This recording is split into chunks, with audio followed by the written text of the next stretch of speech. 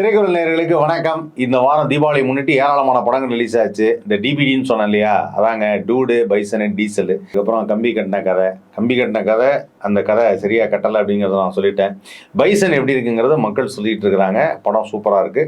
And dude வந்து first half ரொம்ப நல்லா இருந்தது. செகண்ட் ஹாஃப் வந்து கொஞ்சம் அப்படி ட்ராகிங்காக இருந்தது. சில விஷயங்கள்லாம் வந்து பிடிபடவே இல்லை அப்படிங்கிறதையும் சொல்லிட்டு இருக்கிறாங்க. அது ஒரு பக்கம் இருந்தாலும் டீசல் ஹரிஷ் கல்யாணுடைய ஆக்ஷனில் லாஸ்ட் இயர் வந்த படம் அப்படிங்கும்போது வந்து பெரிய லெவலில் பேசப்பட்டது லப்பர் பந்து அப்படிங்கிற படம். அண்ட் அதுக்கப்புறம் ஹரிஷ் கல்யாணுடைய இந்த படம் நடுவில் திடீர்னு இந்த பார்க்கிங் படமும் வந்து பயங்கரமான ஒரு நேஷனல் அவார்டெல்லாம் வாங்குச்சு அப்படிங்கிறப்போ அது ஒரு பெரிய சிறப்பாக இருந்தது. இப்போ டீசல் வந்து பார்த்தீங்கன்னா ஒரு ஆக்ஷன் ஹீரோவாக மாறிட்டார் அப்படின்னாங்க. ஸோ அந்த கையிலேயே அந்த டீசல் பம்பெல்லாம் வச்சுட்டு ஸ்டில் பார்த்தோன்னே என்னப்பா அது எவ்வளோ க்ளீஸியாக ஒரு டைட்டில் வச்சு டீசல்னு போட்டிருக்கிறாங்களே, இது என்ன இது அப்படின்னு சொல்லிட்டு இந்த படத்தை நானும் பார்க்கலாம் அப்படின்னு சொல்லிட்டு யோசிச்சிருந்தேன். அப்போ இந்த படத்துடைய கதை என்னவா இருக்கும், ஏன்னா டீசல் பம்பே கையில் வச்சிருக்காங்கன்னா என்ன ஒரு பெட்ரோல் பங்கில் வேலை செய்கிறாரா இல்லை என்ன பண்ணுறாங்க அப்படின்னு பார்த்தா பல பேர் சொன்னாங்க, சார் இது வந்து நேஷனல் பாலிடிக்ஸே டச் பண்ணியிருக்காங்க. நேஷனல் பாலிடிக்ஸ் டச் பண்ண என்ன சொல்கிறீங்க சார்? அதான் சார் அந்த இது பெட்ரோல் இதெல்லாம் இது பண்ணுறாங்கல்ல, அந்த அதானி அந்த மேட்டர்லாம் டச் பண்ணியிருக்காப்புல. அதானி மேட்டரா, இது என்ன டச் பண்ணியிருக்காங்க அப்படின்னு சொல்லிட்டு நான் படத்தை பார்க்க ஆரம்பித்தேன். ஆனால் இந்த படத்தை ப்ரொடியூஸ் பண்ணியிருக்கிறது அப்படின்னு பார்க்கும்போது தேர்ட் ஐ என்டர்டெயின்மெண்ட். இந்த படத்தை சண்முகம் முத்துசுவாமி அவர் தான் வந்து டைரக்ட் பண்ணியிருக்காரு. மியூசிக் வந்து திபு நினன் தாமஸ் வந்து நல்லா மியூசிக் பண்ணியிருக்காரு. காரணம் அந்த பாட்டு பச்சை குத்திக்கின்னு என்னோட பேரை உன்னோட பேரை வழியில் குச்சேனே 10,000 அது மியூட் போடுறதுக்கு முன்னாடி நானே சொல்லிட்டேன். அது மாதிரி இந்த மாதிரி ஒரு பாட்டு. இந்த பாட்டு பயங்கர வைரல் ஆச்சு. பாட்டு வந்து ஒரு 1.5-2 வருஷத்துக்கு முன்னாடி சரியான வைரல் இது. அதுக்கப்புறம் பார்த்தீங்கன்னா இந்த படம் வரும்போது பயங்கர ஒரு எக்ஸ்பெக்டேஷன், இந்த பாட்டு எப்போ வரும் அப்படின்னு சொல்லிட்டு. இந்த பாட்டு வந்து பாட்டை பாடினது யார் ஆரம்பிச்சா தெரியும்ல, தங்கதுரை, நம்ம டைகர் தங்கதுரை. ஸோ தங்கதுரை வந்து சூப்பராக பண்ணியிருந்தாப்புல. தங்கதுரை, அதுக்கப்புறம் வந்து கேபி தீனா, அதுக்கப்புறம் வந்து மாரிமுத்து சார் அவர் வந்து ஒரு கேரக்டர் பண்ணியிருந்தார், ஒரு கீழ் கேரக்டர். அதுக்கப்புறம் வந்து ஜார்ஜ், என்னுடைய நண்பர் ஜார்ஜ், அவர் ஒரு முக்கியமான கேரக்டர். அதுக்கப்புறம் பிரேம் பண்ணியிருந்தார், போலீஸ் ஆஃபீஸராக பண்ணியிருந்தார். வினய் வந்து ஒரு போலீஸ் ஆஃபீஸர் கேரக்டர். அவர் தான் வந்து என்ன சொல்லுவாங்க, டிசி. ஆமாம், புதுசாக வந்து DC, correct, DC Mayavel, correct. Vinay பண்ணியிருந்தாப்புல. அதுக்கப்புறம் வந்து தெலுங்குல நம்ம எல்லாரும் பார்த்தோம், என்னை பார்த்தா உனக்கு எப்படிடா தெரியுது, இந்த மாதிரி ஒரு வாய்ஸை கேட்டோன்னா நீங்கள் யாருன்னு தெரிஞ்சிருக்கோம், அவர் தான் மிஸ்டர் சாய்குமார். ஸோ இந்த மாதிரி வந்து பெரிய நட்சத்திர பட்டாளமே இருக்குது. அந்த படத்துக்கு ஹீரோயினாக அதுல்யா ரவி பண்ணியிருந்தாங்க. அண்ட் இதில் வந்து எனக்கு ரொம்ப பிடிச்ச சில ஆர்டிஸ்ட் அப்படிங்கும்போது சின்ன சின்ன கேரக்டர்ஸில் நம்ம வந்து மாறன் அண்ணன், அவர் ஒரு முக்கியமான கதாபாத்திரம் வந்தார். அப்புறம் நம்ம தங்கதுரை, தீனா, ரமேஷ் திலக்கு, இவங்கெல்லாம் முக்கியமான கேரக்டராக வந்திருந்தாங்க. ஸோ இந்த கேரக்டர்லாம் வந்து இந்த படத்தில் ஒரு அவங்கவுங்களுக்கு ஒரு இம்பார்ட்டன்ஸ், ஒரு டைலாக், ஒரு கேரக்டர்னு நிறையா ஃபிக்ஸ் பண்ணியிருந்தான்னு வச்சாங்க. இப்போ டீசல் அப்படின்னாவே இது வந்து ஒரு கமர்ஷியல் படம் அப்படிங்கிறத ஃபஸ்ட்டே முடிவு பண்ணிட்டாங்கன்னு நினைக்கிறேன். அப்போ கதை எப்படி இருக்கணும் அப்படின்னு பார்க்கும்போது இந்த கதை வந்து ஒரு பெரிய ஒரு ஆல் இண்டியா லெவலில் எல்லாராலையும் பேசப்படணும் அப்படிங்கிற மாதிரி ஒரு விஷயத்த திருப்புறாங்க. அந்த திருப்புறது என்ன அப்படின்னு பார்த்தீங்கன்னா ஒரு மீனவ கிராமம் அப்படிங்கிறது காலமாக மீன்பிடி தொழிலில் ஈடுபட்டு வாழ்ந்துட்டு இருக்கிற ஒரு கூட்டம். அவங்க வந்து அந்த இடத்துல அந்த குப்பத்தில் பரம்பரையாக இருக்கிற மாதிரியான ஒரு விஷயம் தான். அது நிறைய பேருக்கு தெரிஞ்சது. அப்படிப்பட்ட மீனவ கிராமத்தில் வந்து தண்ணி விடுறேன்னு சொல்லிட்டு பைப் வச்சதும், அதுக்கப்புறம் வந்து அங்கே ஒரு க்ரூட் ஆயில் பைப் போடுறதும், அந்த க்ரூட் ஆயில் பைப் வந்து அதான் கடல் பக்கத்தில் இருக்கு இல்லையா, எண்ணெய் எடுக்கிறது. இந்த க்ரூட் ஆயில் பைப் மூலியமாக வந்து அவங்க அந்த எண்ணெய் வந்து அந்த குரூப்பில் ஒருத்தர் வந்து அந்த மீனவ கிராமத்தில் இருந்து யாரோ ஒருத்தர் வந்து இந்த மாதிரி அதை திருடி விற்கிறாருன்னா என்னன்னா இவர் நம்ம சாய்குமார் அவர் தான் அந்த வேலை பண்ணுறாரு. அவருக்கு பையனாக வந்து வளர்ப்பு பையனாக இருக்கிறது தான் ஹரிஷ் கல்யாண் அப்படின்னாங்க. திடீர்னு ஃபஸ்ட்டு ஒரு பாட்டு வந்தது. அந்த பாட்டு வரும்போதே எனக்கு ஒரு சின்ன டவுட் வந்தது, ஏன் இந்த பாட்டு இப்போ வந்தது அப்படின்னு சொல்லி. அதாவது இந்த நார்மலாக அந்த ஹீரோட இன்ட்ரடக்ஷன் வந்து டனக் பயங்கரமாக டான்ஸ் ஆடுவாங்களே, அப்படி ஒரு பாட்டு வந்தது. அந்த பாட்டு என்ன பாட்டுன்னு எனக்கு மறந்து போச்சு. ஏன்னா இப்போ தான் படம் பார்த்தேன், ஆனாலும் மறந்துடுச்சு. அந்த பாட்டுலேயே ஒரு விஷயம் நடந்தது. என்ன அப்படின்னு பார்த்தீங்கன்னா, டக்குன்னு ஹீரோயினோட இன்ட்ரடக்ஷன். ஹீரோயின் வந்து ஒரு விளக்கெல்லாம் எடுத்துக்கிட்டு இப்படி வந்து ஒரு சின்னதாக ஒரு மெலடி பாட்டு டனன்னு ஓடிட்டு இருக்குது. ஸோ அந்த இடத்துல ஒரு 6/8 ஓடுற பாட்டில் திடீர்னு ஒரு மெலடியாக வந்து பண்ணுற மாதிரி ஒரு விஷயம் நடந்தது. இதை பார்க்குறப்ப எனக்கு டக்குன்னு ஒரு ஞாபகம், சூப்பர் ஸ்டார் ரஜினிகாந்துடைய தளபதி படத்தில் ராக்கமா கையத்தட்டு அப்படின்னு ஒரு பாடிக்கிட்டே இருக்கும்போது குனித்த புருவமும் வாயில் அப்படின்னு சொல்லிட்டு அந்த சோபனா வருவாங்க. அதே சீனை அப்படியே ரிப்பீட் பண்ணியிருந்தாங்க. நான் யோசித்தேன், Harish Kalyan super star fan, 1/2, 2/3, okay fine விட்டுறலாம். அடுத்த ஷாட் எப்படின்னு பார்க்கும்போது கலெக்டர் ஆஃபீஸ் சீன், இது எல்லாத்தையும் நீங்கள் நிறுத்தணும் அப்படிங்கிறது. கலெக்டர் ஆஃபீஸ் சீன் ஒன்று இருக்கும் தளபதியில், அதே மாதிரி ஒரு சீன். பார்த்தா சாய்குமார் எல்லாம் மீட்டிங்லாம் உட்காந்துருக்காங்க. நாங்கள் தான் இனிமேல் இந்த சிண்டிகேட்டில் முடிவெடுப்போம் அப்படின்னு சொல்கிறாங்க. இல்லை நான் தான் வேலை செய்வேன், நீ யாரா போலீஸ், நீ போலீஸ் தான்டா முடிவு பண்ணும், பொறுக்கி இல்லை யாரை பார்த்தா பொறுக்கினேன் டமாலுடைய எழுத்தோம்னா துப்பாக்கி எடுத்து கேஸ் இந்த மாதிரிலாம் வந்து இதுவும் சரி ஓகே பார்த்த சீனாக இருக்கே அப்படின்னு சொல்லி முடிவு பண்ணேன். சரி இந்த படத்துடைய கதை என்ன மாதிரி இருக்குது அப்படிங்கிறப்போ ஒரு பெரிய மெசேஜை சொல்லக்கூடிய ஒரு படம் தான். அதாவது என்னென்னா பூர்வீகமாக வாழ்ந்துட்டு இருக்கிற ஒரு இடத்த விட்டுட்டு போகணும் அப்படிங்கிறது சாதாரணமாக மக்களுக்கு ஒரு அவங்க மனசு இடம் கொடுக்காது, எதுவுமே கிடையாது. அவங்களுக்கு ஒரு வாழ்வாதாரம்னு இருக்குது. அதில் மீனவ மக்கள் அப்படிங்கிறவங்க இந்த கடலோர பகுதிகளில் இருந்து காலாகாலமாக மீன்பிடி தொழில் செய்து அவங்க வந்து அவங்களுடைய வருமானத்தை ஈட்டிட்டு இருக்கிறாங்க. அப்படி இருக்கக்கூடிய அந்த மக்களை வந்து அந்த குப்பத்துலேருந்து அவங்க போகணும், ஏன்னா அங்கே ஒரு பெரிய ஹார்பர் கொண்டு வரோம் அப்படின்னு சொல்லிட்டு நார்த் இந்தியாவிலேருந்து ஒரு பெரிய மினிஸ்டர் வந்து என்னோட பேரில் வந்து ஒரு ஹார்பர் கொண்டு வர போகிறேன், சென்னையே வந்து நான் அந்த ஹார்பரை தான் இது பண்ண போகுது, அதனால் தொழில் வளர்ச்சிகள் ஜாஸ்தியாக இருக்கும். அதுக்கு காரணம் என்னென்னா உலகத்திலே என்னது இமயமலையில் தான் லித்தியம் பேட்டரி ஜாஸ்தியாக இருக்குது. நம்ம வந்து ஒரு பொருளை கொண்டு வரணும்னா இன்னொரு பொருளை சுத்தமாக க்ளோஸ் பண்ணணும், அப்படி க்ளோஸ் பண்ணால் தான் அந்த இன்னொரு பொருளுக்கான டிமாண்ட் வந்து ஜாஸ்தி ஆகும் அப்படின்னு சொல்லி லித்தியம் பேட்டரி வந்து இமயமலைக்கு கீழே அடி ஆழத்தில் இருக்குது அப்படிங்கிறதுக்கும் இவர் ஹார்பர் ஓப்பன் பண்ணுறதுக்கும் என்ன ரீசனுங்கிறது எனக்கு தெரியல. இமயமலையிலேருந்து எப்படி ஹார்பரில் கொண்டு வருவாங்க அது எனக்கு புரியல. இமயமலை வழியாக ரோட்டு வழியாக வந்துடலாம், அது எதுக்கு ஹார்பர், அது ஏன் இந்த என்னவோ சொல்லுவார் எனக்கு நடுவில் புரியல. அதாவது என்னென்னா இந்த படத்தில் வந்து தங்கதுரையாக ஏதோ ஒரு சீன் வந்து சொன்னாப்புல, இதுக்கு என்னப்பா கணேஷ் எனக்கு ஒன்றுமே புரியலையே அப்படின்னா அவர் கேட்ட கேள்வி தான் எனக்கும் இருந்தது. ஏன்னா நான் ஒரு சாதாரண ஒரு மனிதனாக படம் பார்க்கும்போது ஏன் இதை பண்ணுறாங்க, அதை பண்ணுறதுனால இதுக்கு என்ன ரீசனு, இதை பண்ணுறதுனால அதுக்கு என்ன ரீசன், ஆனால் எல்லா இடத்துலையும் வந்து இப்போ தான் நான் அந்த ஆட்டத்தை ஆரம்பிக்க போகிறேன் அப்படின்னு அவங்க சொல்கிற இடத்துலலாம் வந்து பயங்கரமான ஒரு ஆக்ஷன் பிளாக் உள்ள சீன் மாதிரி இருக்குது. அண்ட் லவ் பண்ணுற சீன் கூட இல்லை, திடீர்னு வந்து பார்த்தா ஒரு கடல் கண்ணி யாருன்னு பார்த்தா இவங்க அம்மா, அந்த அவங்க அம்மா வந்து அதாவது என்னென்னா சிந்துபாத்னு ஒரு கதை இருந்தது, சிந்துபாத் கதை இருக்கலாம், ஆனால் சிந்துபாத் மாதிரியே எல்லா சீனும் இருக்குது அப்படின்வாங்கல்ல, ஷார்ட் ஃபிலிம் மாதிரி இல்லை, அங்கங்கே அந்த சீனை வந்து ஒரு மாதிரி அதை பக்காவாக பண்ணாமல் ஒரு விஷயமா இருக்குது. அதுதான் ஒரு பெரிய மைனஸாக எனக்கு தெரிஞ்சுது. மற்றபடி இந்த படத்தில் வந்து கேமரா ஆக்ஷனு அதெல்லாமே நல்லா இருக்குது. என்ன அந்த சீனில் வந்து அவங்க அவ்வளோ பெரிய பிரச்சனையை சொல்கிறாங்க. ஆக்சுவலாக என்னன்னா ஒரு பிரச்சனையை சொல்லும்போது ஒரு குறிப்பிட்ட சமூகத்தின் மக்கள் அவங்க அந்த மக்கள் மீனவ மக்களை பற்றின பிரச்சனையை சொல்லும்போது நமக்கு இங்கே வலிக்கணும். மீன் வாங்கி திங்கி போது மட்டும் நல்லா இருக்குது, மீனவ மக்களுக்கு எவ்வளோ கஷ்டம் இருக்குது அப்படின்னு சொல்லிட்டு நமக்கு இங்கே வலிக்கணும். அந்த வலி கொஞ்சம் வரலை. அதுக்கு காரணம் வந்து காட்சி அமைப்புகள் இவங்க சொன்ன விதம், அவங்க சொன்ன விதமான ஸ்டேட்மெண்ட்டு அதெல்லாம் இருக்குது.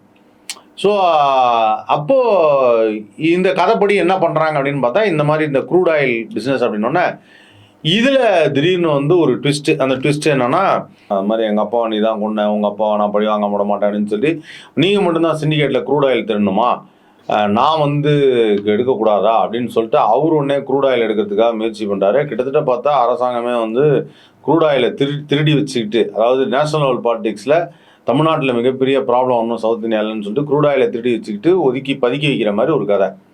இந்த க்ரூட் ஆயிலை எங்கே இது பண்ணுறாங்க அப்படின்னா, க்ரூட் ஆயில் வந்து அவ்வளோ சாதாரணமான விஷயம் கிடையாது. அது ஒரு பைப் போட்டு இது பண்ணுறது, நடுவில் ஏதோ ஒரு இடத்துல ஒரு வேல்வை ஓப்பன் பண்ணி அந்த வேல்வ்லேருந்து லோலாக க்ரூட் ஆயில் எல்லாத்தையும் வந்து இந்த பைப் போட்டு நம்ம அந்த அப்படின்னு உறிஞ்சா ஒரு தண்ணி வரும்ல, அந்த மாதிரி ஒரு பைப் போட்டு அதை ஃபுல்லாக எடுத்துடுறாங்க. எடுத்து எங்கடா பதுக்கி வச்சுருக்கீங்க, கிட்டத்தட்ட 2.5 கோடி லிட்டர் அப்படின்வாங்க, எங்கே இப்போ பதுக்கி வச்சுருக்கிறீங்க அப்படின்னா, அதை வந்து ஒரு இந்த தண்ணி வர பைப்பு ரொம்ப வருஷத்துக்கு முன்னாடி போட்டோம், அந்த பைப்பில் தான் பதுக்கி வச்சுருக்கோன்னு சொல்லி அதை வந்து ஃபுல்லாக அந்த பைப்பில் பதுக்கி வச்சுருப்பாங்க. அந்த பைப்லேருந்து காளி வெங்கட் வந்தால் படத்துக்கு ராசி அப்படின்னு சொல்லி காளி வெங்கட்டை கூப்பிட்டு அந்த பைப்பில் ஓட்டை போட்டு, டயலாகே இல்லை காளி வெங்கட்டுக்கு, பைப்பில் ஓட்டை போட்டு அதுலேருந்து எடுத்து எல்லாத்தையும் கண்டெய்னர் 2.5 கோடி லிட்டரை கண்டெய்னராக ட்ரம்மில் அடைச்சி க்ரூட் ஆயிலை அதை எல்லாத்தையும் கொண்டு போய் மீனவ போட்டில் கொண்டே வச்சு, மீனவ போட்டெல்லாம் என்ன பண்ணுவாங்கன்னா துறைமுகத்துக்கு பெரிய கப்பல் வரக்கூடாதுன்னு சொல்லி அந்த போட்டெல்லாம் மறைக்கிறதுக்கு வந்து ஃபுல்லாக துறைமுகத்தை பிளாக் பண்ணிடுவாங்க மீனவ கப்பல். இது வரைக்கும் இந்தியாவில் அது மாதிரி நடந்ததே இல்லை அப்படின்னு ஒரு விஷயத்தையும் சொல்லிடுவாங்க. அது வரைக்கும் பாதுகாப்பாக பார்த்துட்டு இருந்த கோஸ்டல் கார்டு அங்கே போய் எப்படா வந்தீங்க நீங்கள்லாம், கோஸ்டல் கார்டை வந்து பார்ப்பாங்க, நீங்கள்லாம் எப்போ வந்து இதெல்லாம் மறியல்லாம் செய்கிறீங்க அப்படின்னா, இங்கே மாதிரி எங்களுடைய உரிமைங்கிறது முக்கியம். அதாவது என்னென்னா த மோஸ்ட் பவர்ஃபுல் பீப்புள் அப்படின்னு நான் சொல்லும்போது இந்த நாட்டுடைய எல்லை பாதுகாப்பு அப்படின்னு சொல்லுவாங்களா, அந்த மாதிரி எல்லையில் இருக்கக்கூடிய இந்த கடலோர பகுதியில் இருக்கக்கூடிய மீனவ மக்கள் அப்படின்னாவே இப்போ எப்படி நினச்சிப்பாங்கன்னா ஏதோ மீன் பிடிச்சி வாழ்க்கை நடத்துகிறாங்க, அப்படி கிடையாது. They are highly intelligent people. அவங்க வந்து படிக்கிறதுன்னு படிக்கலையே தவிர நல்ல புத்திசாலிகளும் திறமைசாலிகளும் அறிவாளிகளும் நிறைந்தவங்க மீனவ மக்கள். அவ்வளோ சாதாரணமாக போய் நடுக்கடல்ல இருந்து எந்த கடலில் எங்கே மீன் இருக்குதுன்னு ஈஸியாக கண்டெல்லாம் பிடிக்க முடியாது. ஆனால் எக்ஸாக்டாக அந்த வலை போட்டு இந்த ஆழ்கடலில் இது இருக்கும், இது இங்கே இருக்கும், இது இங்கே இருக்கும்னு சொல்கிறது. தண்ணிக்கு அடியில் இருக்கிறத தரைக்கு மேலே இருக்கவங்க அடையாளம் காட்டக்கூடிய மக்கள். அவங்களுக்கு ஒரு ப்ராப்ளம் வருது, இந்த ப்ராப்ளம் வருதுங்கும் போது அவங்க எப்படி ரியாக்ட் பண்ணுவாங்க அப்படிங்கிறத ஸ்க்ரீன் பிளேவாக காமிக்கும் போது அதில் ஒரு ஃபோர்ஸ் இருக்கணும், அதே சமயத்தில் தெளிவு இருக்கணும். அந்த தெளிவு இந்த ஸ்க்ரீன் பிளேல இல்லைங்கிறது வருத்தத்துக்குரிய விஷயம்.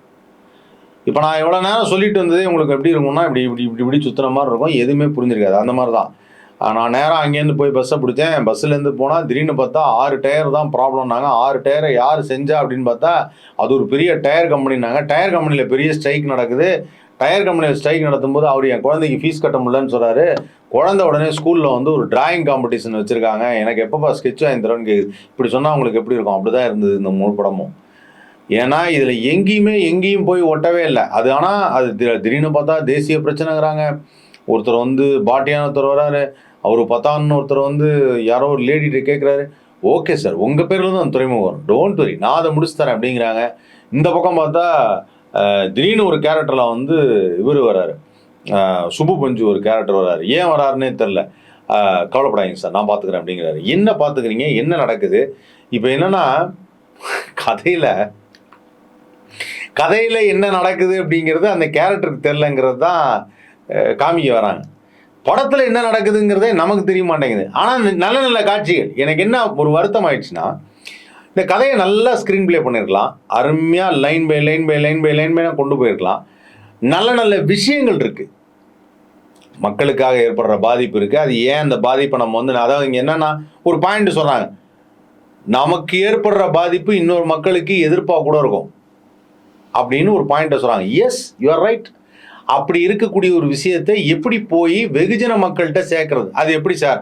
எங்கள் வீட்டுக்கு பக்கத்து வீட்டில் இருக்க ஒருத்தருக்கு ப்ராப்ளம்னா எனக்கு ப்ராப்ளம்னு எப்படி சார் கொதிக்காது?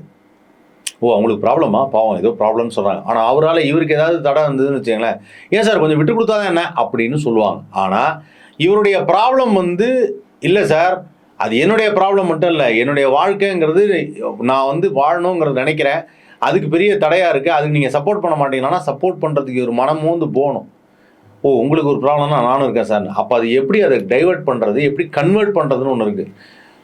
ரிஸ்கிலான போலீஸ் தேடுது அப்படின்னு பயங்கரமாக சொல்கிறாங்க. பார்த்தா கோர்ட்டு வாசலில் அப்பட்டமாக வந்து நான் வேன் பின்னாடிலாம் ஒளிஞ்சு நிற்கிறாப்புல, எந்த போலீஸுமே பார்க்கல.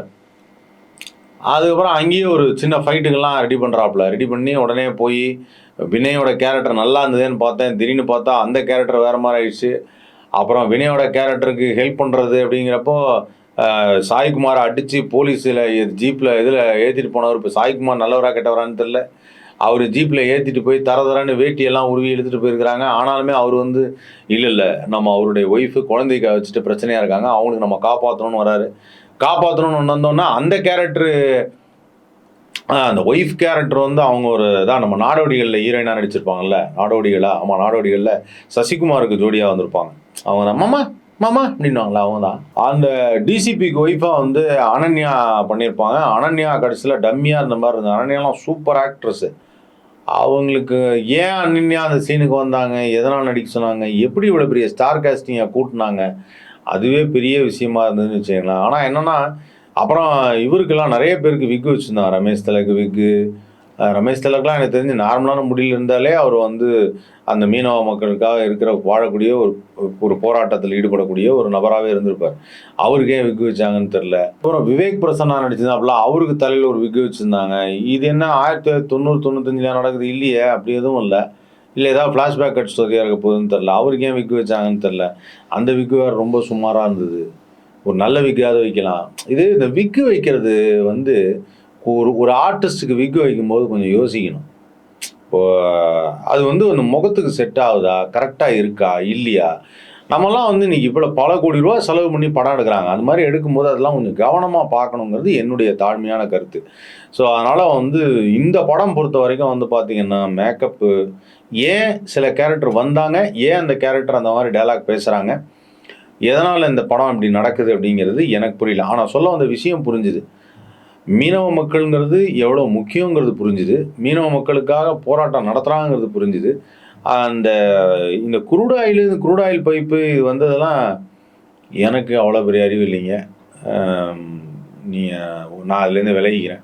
ஒருவேளை அந்த படம் பார்த்தவங்க இந்த குரூட் ஆயில் பற்றி ஏதாவது தெரிஞ்சுதுன்னா, எப்படி இதுலேருந்து பெட்ரோல் எடுக்கிறாங்க, ஒயிட் பெட்ரோலு அந்த 30 டிகிரியில் இது பண்ணுறது, ஐஸ் கட்டி ஆக்குறது, அதெல்லாம் வந்து ஒயிட் பெட்ரோல் ஐஸ் கட்டி ஆக்கி ஐஸ் கட்டியை வந்து எக்ஸ்போர்ட் பண்ணுறாங்கன்னு ஒரு சீன் வச்சுருக்கிறாங்க.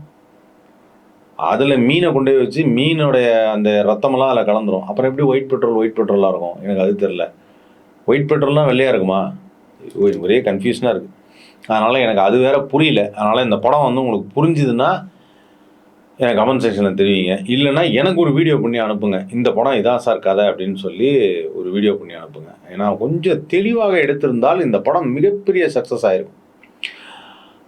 இந்த படம் வந்து வெளியில் எப்படி ரிவ்யூ சொல்கிறாங்கன்னு எனக்கு தெரியலைங்க. ஆனால் ஏன் இதை நான் வந்து இவ்வளோ தூரம் சொல்கிறேன் அப்படின்னா, எந்த படத்துக்கு வந்து தியேட்டரில் பார்த்து பயங்கரமாக கிளாப் பண்ணுறாங்களோ, அவங்கள அறியாமலே கிளாப் பண்ணுறாங்களோ, அந்த படம் வந்து மக்கள் மனசில் பதிஞ்சிருச்சுன்னு அர்த்தம். சமீபத்தில் நான் அப்படி பார்த்ததில் வந்து நம்ம 3 BHKஓ, டூரிஸ்ட் ஃபேமிலியோ, ஹவுஸ்மேட்ஸோ, அதுக்கப்புறம் வந்து மெட்ராஸ் மேட்னியோ, லவ் மேரேஜோ, பன் பட்டர் ஜாமோ, அதுக்கப்புறம் இந்த படம் இப்போ மாரிசனோ, அதுக்கப்புறம் இப்போ வந்து என்ன சொல்கிறது பைசனோ, இந்த மாதிரி படங்கள்லாம் பார்க்கும்போது இல்லை ஒரு தன்னறியாமல் ஒரு கிளாப் ஒன்று பண்ணுவாங்க. அப்போ தான் அந்த படம் வந்து மிகப்பெரிய வெற்றி அப்படின்னே நம்ம சொல்லணும். காந்தாரா எடுத்துக்கோங்க. சில படங்கள் ஸ்டாருக்காக கிளாப் பண்ணுவாங்க. கூலி, மதராசி, இதெல்லாம் வந்து ஸ்டாருக்காக. ரஜினி சார் வரும்போது ஒரு கிளாப் வரும், அவர் பார்க்குற சீனு, ஃபைட் சீனு, அதெல்லாம் வரும். ஏதோ ஒரு சீனில் வந்து ஒரு ஃபைட். ஆனால் இந்த படத்தில் எங்கேயும் கிளாப் வரல. அது மட்டும் எனக்கு தெரியும். எந்த இடத்துலையும் கிளாப் வரல. அது காரணம் வந்து மனசை தொடர மாதிரியான ஒரு விஷயத்த மக்களும் தேடி இருக்காங்க என் கூட சேர்ந்து. அதான் உண்மை. அதனால் இந்த படம் எப்படி இருக்குது அப்படிங்கிறத நீங்களே பார்த்துட்டு சொல்லுங்கள். நான் சொன்னது என்னுடைய பாயிண்ட் ஆஃப் வியூ தான். ஓகேவா? தொடர்ந்து பாருங்கள் திரைக்குறள். லைக் பண்ணுங்கள், ஷேர் பண்ணுங்கள், சப்ஸ்கிரைப் பண்ணுங்கள்.